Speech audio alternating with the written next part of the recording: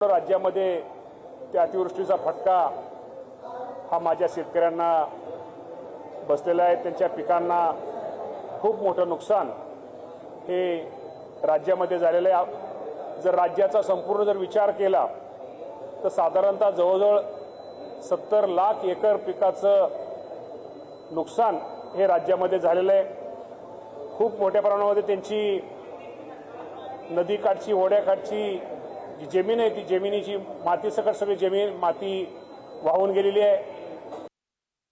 पशुधन हे त्यामध्ये त्यांचं नुकसान झालेलं आहे। अनेक घरामध्ये पाणी गेलेलं आहे। घराची खूप मोठ्या प्रमाणामध्ये पडझड झालेली आहे। शाळा असतील किंवा इतर गोष्टी असतील, खूप मोठं नुकसान आहे आणि या नुकसानीचे पंचनामे करण्याचा आदेश या राज्याचे मुख्यमंत्री देवेंद्र फडणवीस साहेब असतील, एकनाथजी शिंदे साहेब असतील, अजितदादा पवार साहेब असतील, हे तिन्ही नेते या संपूर्ण राज्याच्या परिस्थितीवरती लक्ष ठेवून आहेत। सगळीकडे पंचनाम्याचं काम हे युद्ध पातळीवरती सुरू आहे। शेवटी या संकटाच्या काळी, अडचणीच्या काळी हे शासन तुमच्या सगळ्यांच्या पाठीमागे आहे।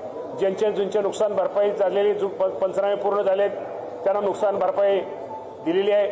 अजूनही ज्यांची नुकसान भरपाई देण्याचं राहिलेलं आहे ते सर्व नुकसान भरपाई ज्या अतिवृष्टीमुळे ज्या शेतकऱ्यांचं नुकसान होणार आहे ती संपूर्ण नुकसान भरपाई दिवाळीच्या अगोदर माझ्या सगळ्या शेतकरी बांधवांना दिली जाईल।